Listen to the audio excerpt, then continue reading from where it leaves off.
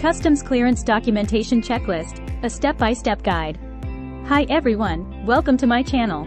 I'm so excited to be here today to talk to you about customs clearance documentation. I know it can be a confusing and overwhelming topic, but I'm here to make it as easy as possible. In this video, I'm going to go over a checklist of all the documents you need to clear customs.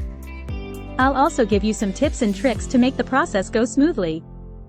So if you're shipping goods internationally, or if you're just curious about how customs clearance works, then this is the video for you. Let's start with the basics. What is customs clearance?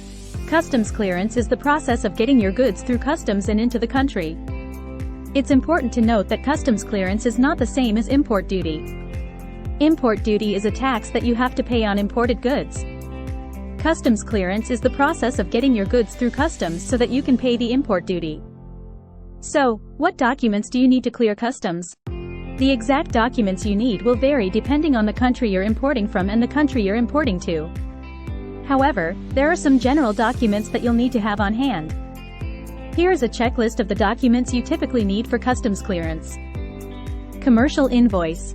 This is a document that shows the value of your goods, the country of origin, and the importer and exporter information. Bill of lading. This is a document that shows the details of your shipment, including the shipping company, the port of departure, and the port of arrival. Packing list. This is a document that lists the contents of your shipment. Certificate of origin. This is a document that certifies the country of origin of your goods. Import license. This is a document that you need if your goods are subject to import licensing requirements. Other documents. Depending on the country you're importing from and the country you're importing to, you may also need other documents, such as a health certificate or a phytosanitary certificate. Now that you know what documents you need, let's talk about how to get them. The first step is to get your commercial invoice and bill of lading. These documents are usually provided by your freight forwarder or shipping company. The next step is to get your packing list and certificate of origin. You can usually get these documents from your supplier. If your goods are subject to import licensing requirements, you'll need to get an import license.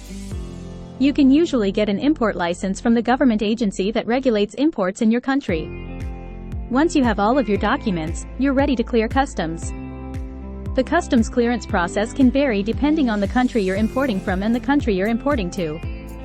However, the general process is as follows. 1. You'll need to present your documents to the customs authorities at the port of entry. 2.